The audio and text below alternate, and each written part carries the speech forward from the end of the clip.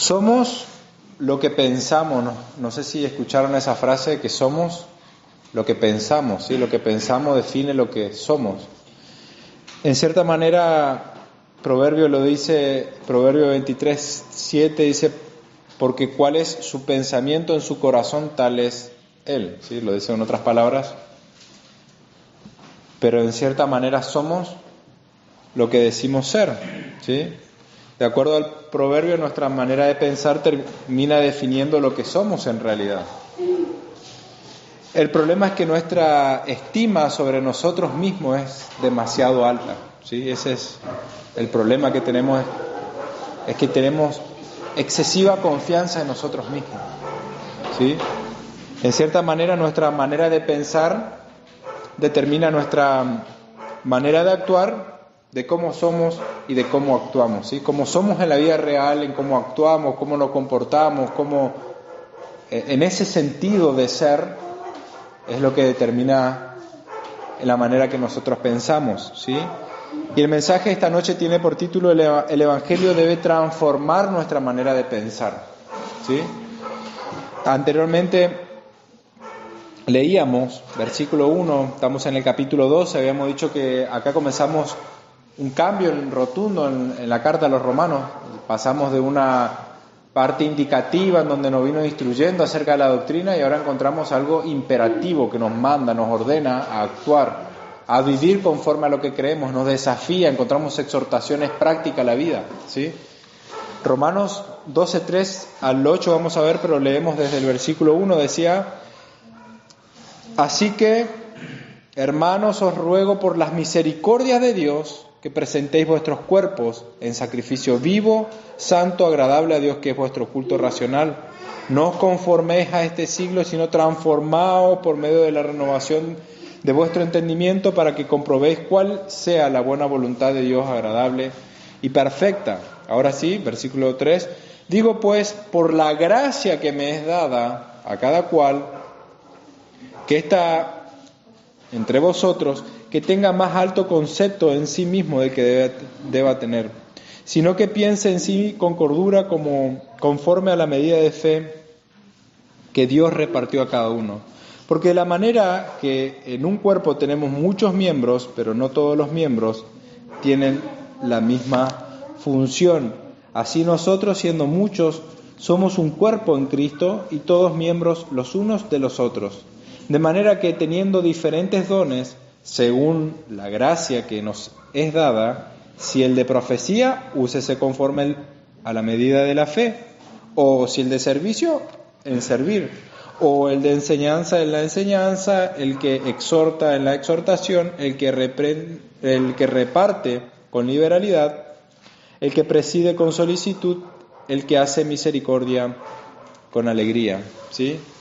O sea, luego de conocer el maravilloso plan de salvación, Pablo había concluido de él, por él y para él son todas las cosas, ¿sí? Todas las cosas sean para su gloria, ¿sí? Eso fue inmediatamente anterior a esto.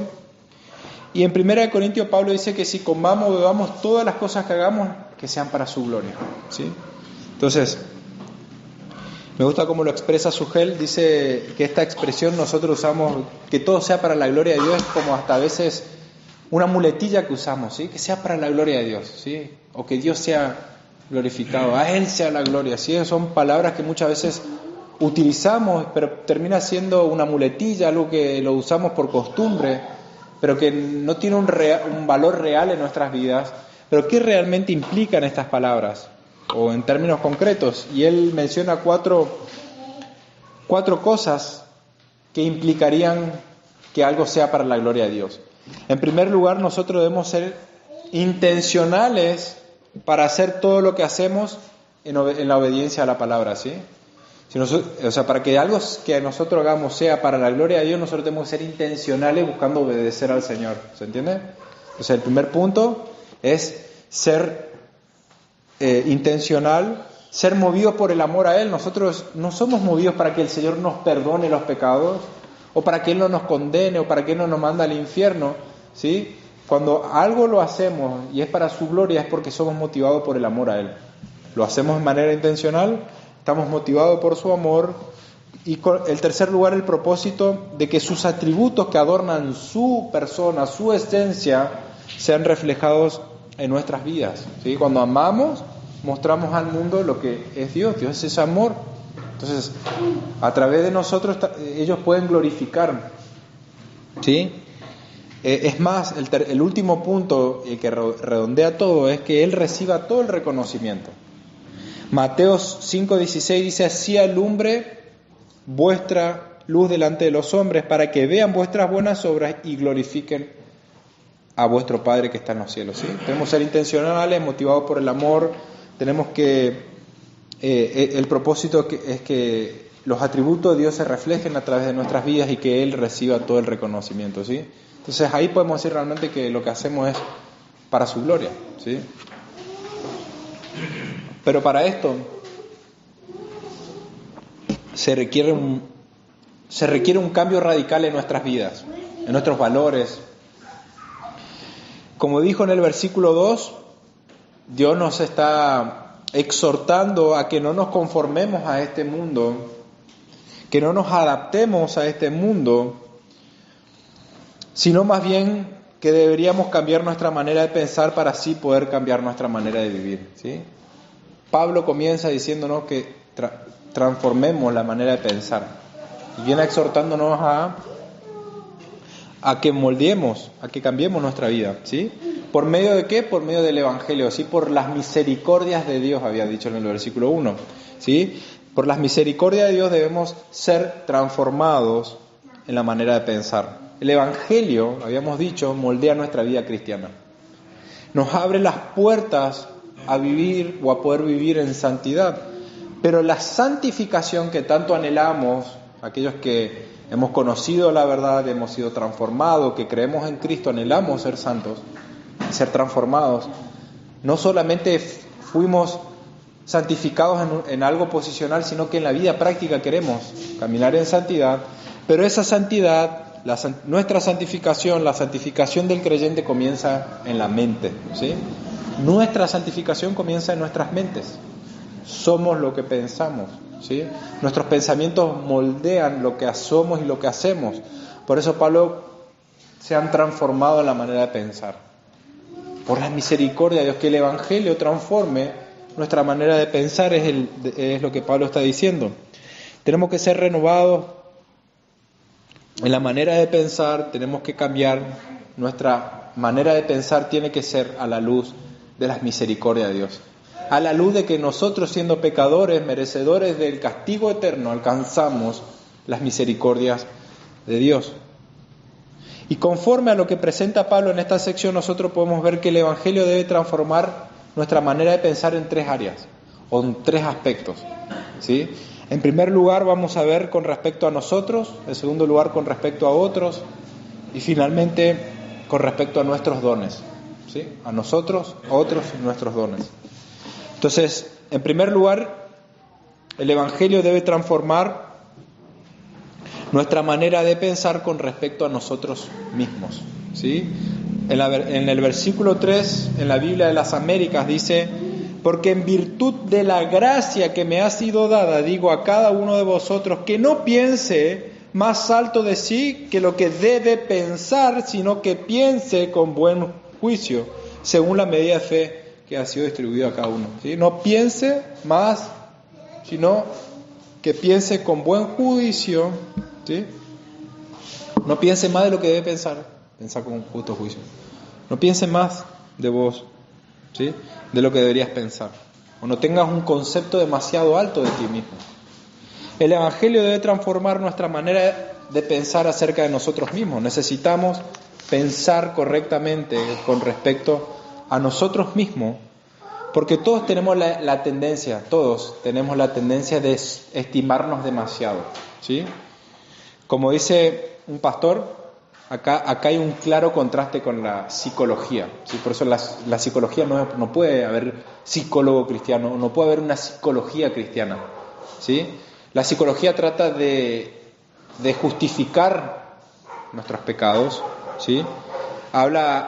A menudo trata la psicología de que tenemos la autoestima demasiado baja, por eso somos como somos, o tenemos ciertas actitudes porque tenemos que levantarnos la autoestima, ¿sí? O sea, uno de los problemas que trata es que somos de baja autoestima la psicología, ¿sí? Pero de acuerdo a lo que Pablo presenta, tenemos por naturaleza un concepto demasiado elevado de nosotros mismos, ¿sí? Que ninguno piense, dice Pablo, que ninguno tenga un concepto demasiado alto, que piense más alto de lo que debería pensar. O sea que Pablo está diciendo que nosotros tenemos un concepto demasiado alto. Pablo no está preocupado porque tenemos un concepto demasiado bajo, sino demasiado alto. Aunque muchas veces este concepto demasiado alto se manifiesta de muchas maneras. Yo puedo ser más extrovertido que otros y poder hablar mucho y querer sobresalir en una conversación o en algo, ¿sí? Puedo manifestarse en un orgullo, pero el orgullo, el sobresalir, el tener un concepto demasiado alto se puede manifestar también a través de no querer hablar. No quiero hablar porque no vaya a ser que las personas opinen mal de mí o que les dé un falso concepto, o sea, tengo tan alto mi concepto que no me gustaría que alguien piense que tenga un concepto errado de mí, ¿sí? No queremos fallar. Entonces nos estimamos demasiado que lo podemos manifestar de esa manera. Entonces no se trata de que somos extrovertidos o no extrovertidos, o que hablamos mucho o hablamos poco. El tener un concepto demasiado alto es algo interno, nuestros pensamientos, que se refleja de una u otra manera. En algunos se manifiesta de una manera, en otros de otras, pero Pablo dice que todos tenemos por naturaleza un concepto demasiado alto. Así que él nos llama a que no pensemos más allá, o tengamos un concepto más alto del que deberíamos tener. Todos tendemos a pensar más de lo que somos y queremos que todos nos vean como nosotros nos vemos, ¿sí? Nosotros tenemos un concepto y queremos que todos nos vean como nosotros nos vemos.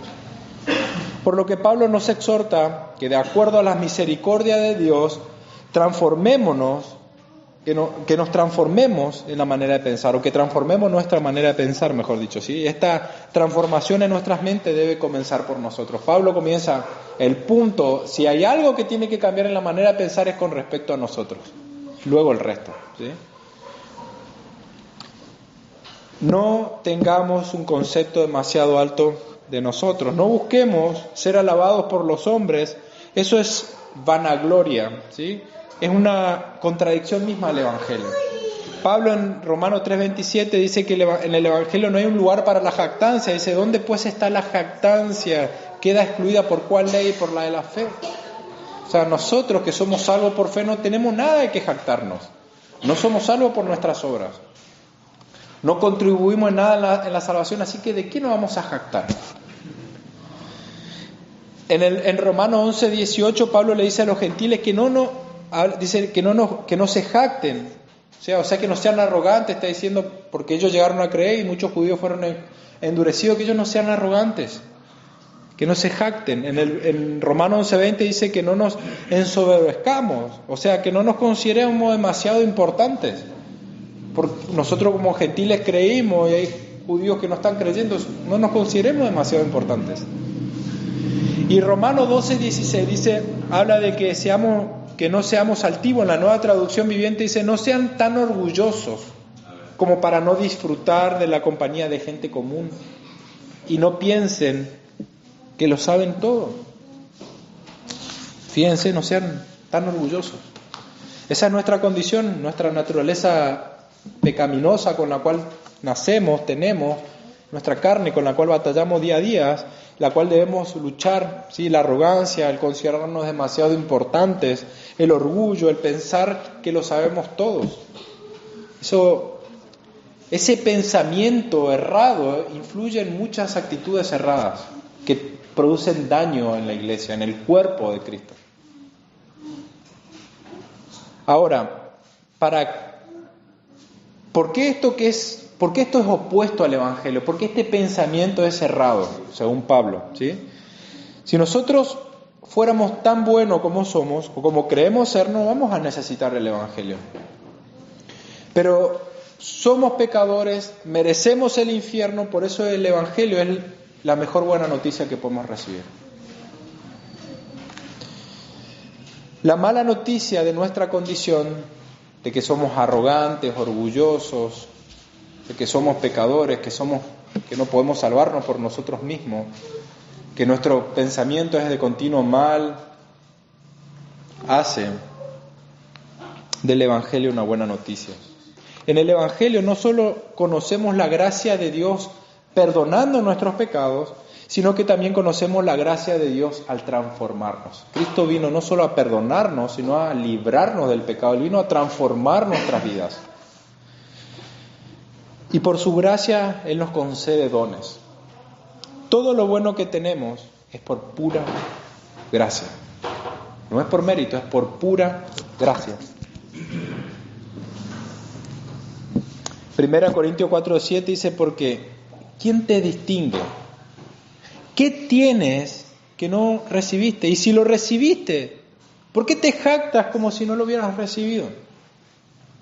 ¿Por qué te enorgulleces por aquellas cosas que tenés, por aquellas cosas que haces? Como si lo que vos estás haciendo no es porque Dios obró en tu vida o por los dones que el Señor te concedió. ¿Qué tenemos que no hayamos recibido?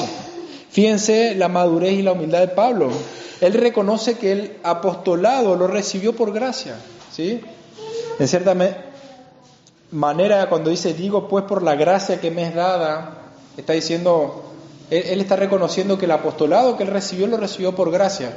Y podemos decir que fue uno de los dones, una de las funciones, uno de los oficios más importantes que hubo en la iglesia. ¿Sí? Uno de los roles más importantes o de las funciones más importantes que hubo fue el apostolado. O sea, nosotros tenemos la palabra, el Nuevo Testamento, por medio del apostolado, ¿sí? Porque Dios dejó apóstoles, que son los fundamentos de nuestra fe, ¿sí? De acuerdo a Efesios, dice que habla del fundamento de los apóstoles, ¿sí? En 1 Corintios 15, 9 y 10, Pablo, que reconoce que el apostolado lo recibe por gracia, sabiendo que el apostolado es una de las cosas más altas a las cuales podemos aspirar. Si vamos a enorgullecernos por hacer algo, el ser apóstol es algo que podría hacernos sacar el pecho delante de todos, ¿sí? La autoridad apostólica estaba sobre las iglesias, por sobre todo el Señor concedió una autoridad y a través de ello nos dejó las Escrituras, ¿sí? Ahora Pablo en 1 Corintios 15:9 dice, porque yo soy el más pequeño de los apóstoles, que no soy digno de ser llamado apóstol porque perseguía la iglesia de Dios, pero por la gracia de Dios yo soy lo que soy y su gracia no ha sido en vano conmigo. Pablo se esforzaba así. Antes he trabajado más que todos ellos, pero no yo. Yo me esforcé más, pero no yo, sino la gracia de Dios en mí, ¿sí? La manera de pensar de Pablo era en la misericordia de Dios. Su mente había sido renovada por el Evangelio, por las misericordias de Dios. Y él se esforzó más que todos los apóstoles, más que todos. Pero no él, sino la gracia de Dios en su vida. Fíjense, tener más dones entonces, o dones más extraordinarios, no nos hacen más especiales. Pablo no era más especial, él no se consideraba más especial por tener el don del apostolado o el oficio del apostolado. En sí el don. Volviendo al versículo 3, dice que tenemos que pensar de nosotros mismos conforme a la medida de la fe que el Señor nos ha dado a cada uno. O sea, conforme al conjunto de doctrinas que tenemos que creer. Pero si nosotros pensamos un poco, todo lo que somos salvos, ¿por qué somos salvos? Por la fe, por gracia, por medio de la fe, por creer en un mismo Salvador. En Efesios 2:8 nos dice que esa fe nos fue dada por Dios, o sea que todos somos salvos por creer en un mismo Dios, en un mismo Salvador, y esa fe que tenemos por medio de la cual somos salvos nos es dada de parte de Dios. Entonces, ¿qué es lo que nos hace especiales delante de Dios? ¿Por qué yo voy a ser más especial que ustedes? ¿O por qué ustedes van a ser más especiales que yo delante de Dios? Y todos creemos en un mismo Salvador y la fe que tenemos recibimos de Dios. No hay diferencia. O sea, si hay alguien que podría ser favorito delante de Dios, un hijo preferido, sería Cristo. Él es el unigénito Hijo de Dios. Él es en quien Dios tiene toda plena complacencia. Y es por Él que nosotros somos adoptados. Es por Cristo que Dios puede amarnos. Si nosotros somos amados por Dios y podemos tener paz, es por Cristo. No es por nuestras obras, no es por lo que hacemos. Si Dios puede llegar a amarnos es por Cristo. Y este pensamiento tiene que eliminar todo el orgullo en nosotros. ¿De qué nos vamos a jactar? ¿Por qué vamos a ser especiales? ¿Por qué vamos a ser mejor que otros? No hay lugar para el orgullo. Esto también lleva a eliminar toda falsa humildad. Toda falsa humildad de pensar de que no podemos bendecir a otros porque no tenemos el don de fulanito. No somos como Sugel, no somos como Spurgeon, entonces ¿por qué voy a estar predicando? O no soy como William Carey, entonces ¿por qué voy a estar evangelizando? ¿Por qué voy a estar yendo a predicar si yo no tengo esos dones tan extraordinarios? Es una falsa humildad.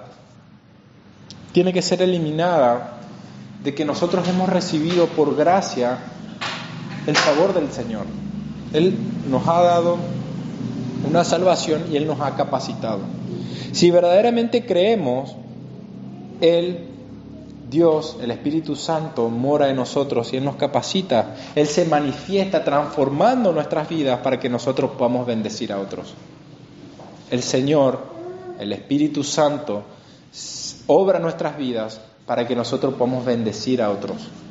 1 Corintios 12:7 dice, pero a cada uno se le ha dado la manifestación del Espíritu para el bien común. Ahora bien, Dios ha colocado a cada uno de los miembros en el cuerpo según le agradó. Él puso a cada uno en el lugar que Él quiso y Él se manifestó y cada uno recibimos la manifestación del Espíritu. ¿Sí? Está hablando de aquellos que hemos creído. Él nos da a cada uno los dones que Él cree, que Él quiere, pero a todos nos da dones. ¿Sí? Si se dan cuenta, dice, a todos se nos ha dado, ¿sí? A cada uno se nos ha dado. No solamente a algunos, a cada uno, o sea, a todos. Por tanto, vamos al segundo punto del mensaje de esta noche. El Evangelio debe transformar nuestra manera de pensar con respecto a los demás miembros. Sí, versículo 4 y 5 dice, porque de la manera que un cuerpo tenemos muchos miembros, pero no todos los miembros tienen la misma función, así nosotros, siendo muchos, somos un cuerpo en Cristo y todos miembros los unos de los otros. Todos somos partes indispensables para que el cuerpo pueda funcionar adecuadamente. Cristo es la cabeza y el cuerpo, que es la iglesia, está conformado por los creyentes. Los creyentes, nosotros, el conjunto de creyentes, somos ese cuerpo de Cristo. Pero para que el cuerpo de Cristo funcione correctamente, los miembros tienen que funcionar adecuadamente, ¿sí? Es decir, que como miembros de su cuerpo, nosotros nos beneficiamos unos a otros. Si todos somos partes de un mismo cuerpo, todos nos beneficiamos unos a otros, ¿sí? Damos y recibimos, ¿sí? Un órgano da y recibe. El corazón da y recibe. O sea, toda la parte del cuerpo da y recibe. Así funcionan nuestros órganos en el cuerpo, ¿sí? Cuando tenemos hambre, el cuerpo siente, todo el cuerpo en nuestra panza puede sentir un dolor, pero cuando comemos, nuestra panza siente alivio, pero todo nuestro cuerpo se beneficia con los nutrientes. No hay una parte del cuerpo que no se beneficie. Todo el cuerpo se beneficia cuando una parte de nuestro ser hace lo que tiene que hacer. Y cuando no hace lo que tiene que hacer, estamos en problema. Todo el cuerpo está en problema, ¿sí? Entonces, Dios nos da capacidades para que podamos edificar a otros creyentes. Y fíjense la sabiduría de Dios. El Señor Jesucristo nos dio su palabra, pero Él no dejó nada escrito. Él se fue, Él capacitó, Él puso apóstoles y es lo que nosotros tenemos escrito. Cristo dice que Él va a edificar a su iglesia y nosotros somos el cuerpo, y la manera que Él obra por la obra del Espíritu Santo es edificándonos unos a otros, ¿sí? Y Él nos da dones. Entonces el propósito de los dones es para poder glorificar a Dios y para poder edificarnos unos a otros, ¿sí? Él nos da capacidades especiales. ¿Para qué Dios nos da dones? ¿Y para qué nos une unos a otros? ¿Para qué nos une en un cuerpo? ¿Para qué nos une una familia espiritual? ¿Para qué ser parte de una iglesia? ¿Para qué ser miembro de la iglesia? ¿Por qué ver al conjunto hermano como nuestra familia espiritual? ¿Por qué? ¿Para qué? Sino para poder cumplir una función específica dentro del cuerpo de Cristo, del cual somos parte, ¿sí? O sea, es Él quien nos pone en unión con otros creyentes, es Él que nos da capacidades especiales a cada uno para que mutuamente podamos beneficiarnos, que podamos fortalecernos, que podamos animarnos, para que podamos estimularnos a buenas obras unos a otros, para que el cuerpo pueda funcionar bien. Por lo tanto, tenemos que cambiar nuestra manera de pensar con respecto a los otros. No estamos para competir quién es mejor, quién predica mejor, quién limpia mejor, quién hace mejor las cosas. No estamos para competir. No hay lugar para la competencia de quién es mejor, sino para ayudarnos, porque somos parte de un mismo cuerpo. No es que somos distintos cuerpos, somos un cuerpo y tenemos que ayudarnos. Si te pica algo y querés rascarte la mano, no va a decir, bueno, arreglate como pueda, no. La mano va a hacer todo lo posible para alivianar al cuerpo que ella misma también le afecta, ¿sí? 1 Corintios 12, Pablo intenta corregir este error, porque en Corintios se estaba dando una división, porque decían quién tenía el mejor don, o este o el otro, y estaban ahí, y Pablo viene a corregirle para que ellos cambien esa manera de pensar. En lugar de ver, ellos tenían que verse como un cuerpo, viendo la necesidad que tenían unos de otros, pero estaban dividiéndose, rebelándose. Un solo miembro no hace al cuerpo. Por más vital que sea, el corazón solo no es el cuerpo. Si yo saco el corazón deja de latir y no sirve para nada. Sea nuestra cabeza que ordena nuestro cuerpo, la sacamos y no sirve para nada. Un miembro, un cuerpo solo no hace al cuerpo. Como dice Sugel, una iglesia no se sostiene por el trabajo del predicador, aunque sea la parte que más se ve, ¿sí? La iglesia no se sustenta o no se sostiene por el trabajo del predicador, aunque sea la parte más visible. Si el resto de los miembros no hace lo que tiene que hacer el resto de la semana, el cuerpo, ¿cómo va a estar? ¿Va a estar contento, va a estar fortalecido o va a estar atrofiado? Saquen sus conclusiones. La cabeza puede estar funcionando, la boca puede estar hablando, pero el cuerpo está quieto, vamos a estar atrofiados. Si estás aquí, es porque Dios te ha colocado en un grupo de creyentes y te ha capacitado para cumplir una función específica que Él te ha dotado. Una capacidad, Dios te dio una capacidad que quizá otro hermano no la tiene. Como dice el pastor, por lo tanto, los dones que Dios te ha dado, no te los ha dado a ti, sino que lo ha dado a la iglesia por medio de ti. O sea, tus dones son nuestros, mis dones son de ustedes. No es que mis dones son míos y yo hago lo que yo quiero, no.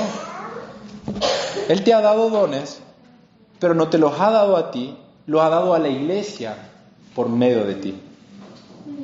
Cristo está edificando a su iglesia y ha dado a los miembros capacidad y dones para edificar su iglesia. Entonces, Él puso maestros, Él puso apóstoles, maestros para edificar a su iglesia. Esos son dones que Él regala, ¿sí? Entonces, tus dones han sido a la iglesia por medio de ti, sos un medio para que Cristo pueda edificar a su iglesia. ¿Se acuerdan Mateo 16? Cristo está diciendo que Él es el buen pastor y que Él habla de que Él deja las 99 y va tras la que se pierde, ¿sí? Por lo tanto, si tu hermano peca contra ti, ve y repréndele. Entonces Cristo está diciendo que el buen pastor deja las 99 y va tras la que se pierde, pero ¿cómo Cristo va a ir a buscar a la que se pierde?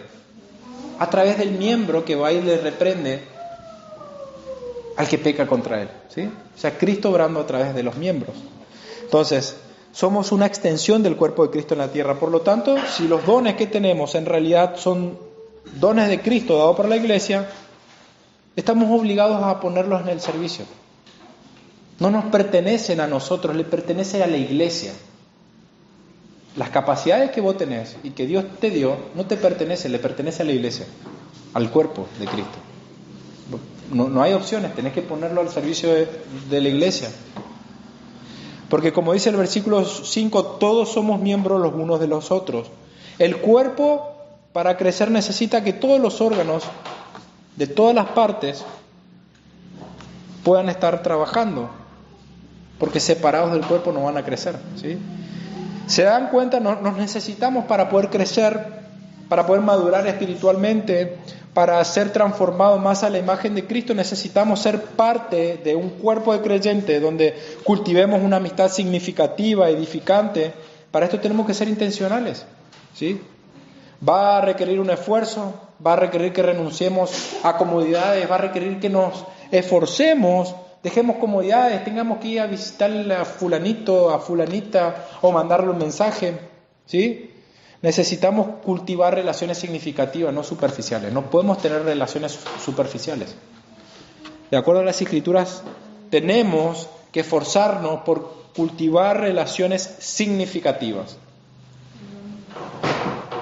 Porque a través de relaciones significativas nos beneficiamos mutuamente, ¿sí? Nosotros beneficiamos y somos beneficiados. Todos somos miembros y nos necesitamos. La pregunta es si has hecho algo en esta semana para edificar al cuerpo de Cristo.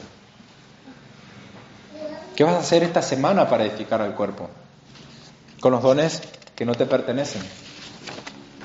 En tercer lugar, el Evangelio debe transformar nuestra forma de pensar con respecto a los dones espirituales. Versículo del 6 al 8 da un detalle, ¿sí? Dice, teniendo diferentes dones, o sea, si estamos creyendo en Cristo, vamos a tener dones espirituales. Pablo está diciendo, por lo tanto, úsenlo, ¿sí? No sirve nada, porque dice, el que tenga el don de servicio que sirva, el que hace esto que lo haga, el que esto, el otro, ¿sí? Diferentes dones. O sea, no sirve de nada tener, a mí no me sirve de nada tener una caja de herramientas con las mejores herramientas, lo más desarrollado, si yo no la ocupo para hacer los arreglos que tengo que hacer de la casa, o cuando tengo que hacer algo, no lo ocupo, no me sirve de nada esa caja. Si yo me compro una bicicleta fija para hacer ejercicio, eso me lo contaron, ¿no es? Por el hecho de comprarla, yo ya no me mejora la salud. Yo tengo que usarla, ejercitarla para poder mejorar la salud, si no la puedo tener como un perchero, pero no me va a mejorar la salud por simplemente comprarla. Me puedo comprar una cinta, caminar, y eso no va a mejorar mi salud si yo no camino, ¿sí? Tengo que ejercitarlo. Entonces, esto es un círculo de bendición. Nosotros invertimos nuestros dones para beneficiar al hermano. El hermano crece, se edifica, se fortalece. Él, a través de su servicio y dones, puede fortalecer y bendecir a otro, el otro a nosotros. Y es un círculo de mutuo crecimiento, un círculo de bendición, ¿sí? Así es como funciona el cuerpo. El cuerpo bien nutrido va funcionando uno con otro. Entonces debemos alegrarnos cuando el hermano le va bien, cuando el hermano está pasando por bendiciones, nos alegramos. No solamente nos ponemos tristes cuando él está pasando momentos de dificultad, sino que nos ponemos contentos y alegres cuando el hermano está bien, cuando vemos que el hermano está poniendo en uso y en servicio de la iglesia los dones que él está haciendo, sirviendo, ¿sí? Y Pablo acá en Romanos 7 menciona 7 dones. Es una lista bastante no es una lista exhaustiva, no es una lista detallada. No quiere decir que estos son los únicos dones espirituales que existen, y si vos no encontraste ninguno de estos, estás perdido, no.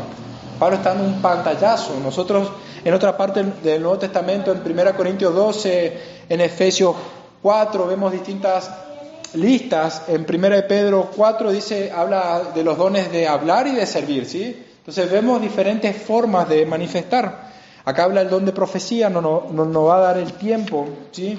Es un don de traer una revelación espontánea. En su momento era sumamente importante cuando las escrituras no estaban aún terminadas. El don de profecía era sumamente importante. El Señor edificaba a la iglesia, fortalecía, animaba, exhortaba a través de personas que profetizaban o hablaban en el nombre del Señor.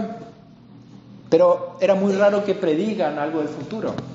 Pero nosotros estamos seguros que la revelación del Señor ya la tenemos por completa aquí en las Escrituras. No necesitamos que alguien venga a decirnos algo acerca del Señor que no esté en las Escrituras.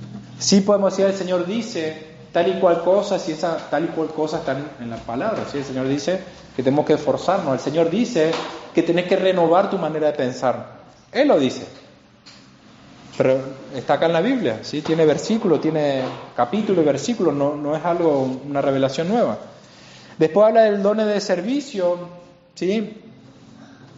El que tenga el don de servicio, que sirva, ¿sí? Parece absurdo, pero tenemos que ponerlo al servicio de los demás.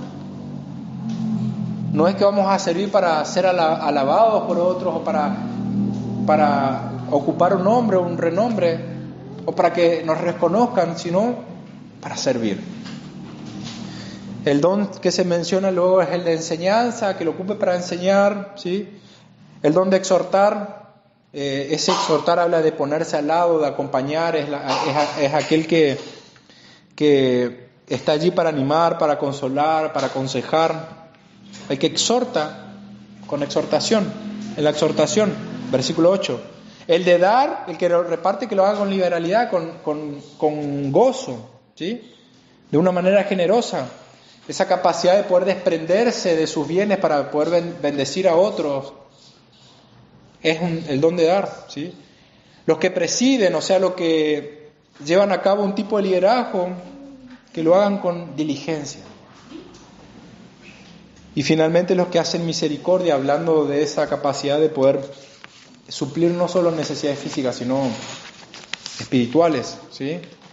A veces tener que estar escuchando los problemas de otros recarga sobre nosotros. Y ahí dice que lo hagan con alegría, ¿sí? No con queja, con alegría. O sea, no es nada fácil escuchar los problemas de otros, pero háganlo con alegría. ¿Sí? Entonces el Señor nos muestra a través del Evangelio que nosotros tenemos que cambiar la manera de pensar con respecto a los dones. Los dones son para la iglesia. Los dones le pertenecen a la iglesia, no a nosotros. Y tienen que ser usados para el beneficio de la iglesia. Tenemos que ser motivados a ejercitarlos para ponerlo al beneficio de todos. Diariamente necesitamos el Evangelio. Recordar que merecemos el infierno, que pecamos, pero que Cristo, el Hijo de Dios, que es perfecto, que es uno con el Padre, que en esencia es Dios, se hizo como nosotros, de carne y hueso. Y Él vivió de una manera perfecta cumpliendo la ley que nosotros no podíamos cumplir. Él cumplió las exigencias de la ley. Él murió en lugar de nosotros y resucitó al tercer día. Es por su obra que nosotros podemos tener una esperanza de salvación el día de mañana. De que cuando lleguen nuestros días de cerrar nuestros ojos, sabemos que nos vamos a encontrar con Él. El Evangelio nos lleva a ser humildes, a pensar con cordura acerca de nosotros mismos, a comprender que necesitamos de los hermanos, que todos somos parte indispensable. Yo no puedo creer que sea suficientemente fuerte. Yo soy débil y necesito de ustedes, así como ustedes necesitan de mí y del resto. Eso es lo que está diciendo. Ningún miembro, por más esencial que sea, puede subsistir por sí mismo. El corazón, si las venas no funcionan bien, no va a andar. Si no tiene sangre, no sirve para nada. Necesitamos unos de los otros. Ahora, no hay que estar en un ministerio formal. Solo tenemos que tener un corazón dispuesto a poder ayudar a los hermanos, de salir de nuestra comodidad, de nuestro entretenimiento, de nuestra conformidad, de nuestra pasividad, y que podamos abrir los ojos a las necesidades de otros. Pero ¿cómo saber cuál es tu don? ¿Cómo sabemos cuál es nuestro don? La manera de saber cuál es nuestro don es sirviendo, ¿sí? Somos parte del cuerpo. Bueno, ponete a ver qué necesidades puedes ver y hacerlo. No hay otra manera de encontrar cuál es nuestro don si no es sirviendo, y en el servicio es que vamos a encontrar en qué el Señor nos capacita, para qué cosas, porque en realidad todos somos llamados a manifestar misericordia, pero hay algunos que tienen el don de misericordia que sí que lo pueden hacer de una mejor manera que nosotros, pero todos somos llamados a hacer estas cosas. El dar no es que solamente los que tienen el don de dar todo, pero hay algunos que tienen un don especial. Algunos tienen una capacidad de hacerlo mejor o más aún de lo común. Pero todos, ¿sí?, no vamos a saber cuál es nuestro rol dentro del cuerpo hasta que no nos involucremos y lo hagamos, ¿sí? Y otra manera importante es consultando a los hermanos, viendo, sobre todo el de predicar y hay ciertas cosas que es necesario poder ver, ir más allá de lo que uno quiere o lo que uno piensa, sino poder consultar a otros, ¿sí? Ahora, vamos a ser decepcionados, vamos a tener problemas, van a haber malos entendidos, pero Dios va a usar todas las cosas, por más que nosotros nos esforcemos y sintamos que nos lastiman, Dios lo va a utilizar todo para fortalecer nuestro carácter. Eso tenemos que estar seguros. Todo nos ayuda para bien, había dicho Pablo. Cristo se comprometió en edificar a su iglesia. Yo estoy seguro que Él va a edificar su iglesia. A través de sus ovejas, Él va a edificar a sus ovejas. Nosotros tenemos que ser transformados en la manera de pensar y tenemos que ser conscientes de que tenemos que ser intencionales si realmente queremos dar gloria a Dios. No es que simplemente yo creo en la doctrina de la gracia y listo. No. Para poder glorificar a Dios, para poder honrar al Señor, para poder ser un sacrificio vivo para Él, tenemos que ser intencionales. Intencionales en entablar una relación con los hermanos, las hermanas unas con otras, intencionales, nosotros los hermanos. Ser intencionales en cultivar una relación. Y no va a ser fácil. Es más fácil quizás entablar relaciones con otros conocidos, muchas veces, pero no hay nada más edificante, no hay nada más gratificante que fortalecer una relación con aquellos que pensamos lo mismo, que vamos hacia una misma dirección, que tenemos un mismo Señor. No hay nada mejor que poder ayudarnos, porque cuando lo hacemos, cuando damos, en realidad nosotros estamos recibiendo. Entonces, estamos ayudando, estamos dejándonos ayudar a ser hechos conforme a la imagen de Cristo. Que el llamado del Señor, que lo que Cristo ha estado hablando a los corazones de cada uno pueda ser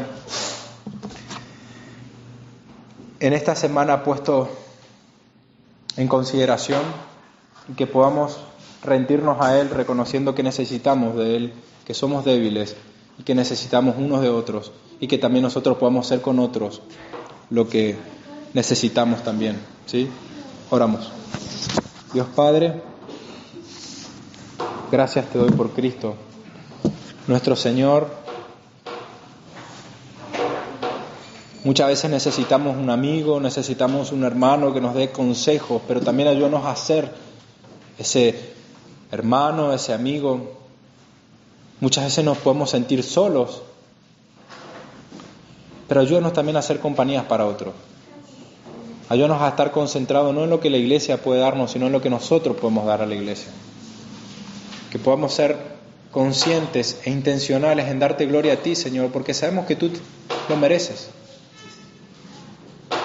No podríamos pensar, no estaríamos dispuestos a darte gloria, Señor, si tú no hubieras transformado nuestro corazón. Y si hay alguien que aún no puede sentir esta plenitud, este deseo de darte gloria, este deseo de vivir para ti, yo te ruego que tú tengas piedad y misericordia de su vida. Que pueda venir a Cristo, que pueda reconocer la miseria en la cual se encuentra, en la oscuridad, en la vanidad de la vida, en la futilidad de la vida, la vanidad en una vida sin sentido, y que pueda comprender la oscuridad de la eternidad que le espera, para que pueda ver en Cristo la luz de esperanza. Yo te ruego, Señor, a que podamos realmente experimentar el gozo de ser miembros funcionales en este cuerpo que trae gloria a ti, Señor. Te doy gracias por los hermanos que están poniendo al servicio, Señor, sus dones, que tú los fortalezcas, que los animes, que puedan seguir poniéndolos, Señor, para que mutuamente podamos ser animados y estimulados unos a otros, Señor. Aquellos miembros que parecen más débiles, son los más importantes. Te damos gracias, Señor, por Cristo nuestro Señor. Amén.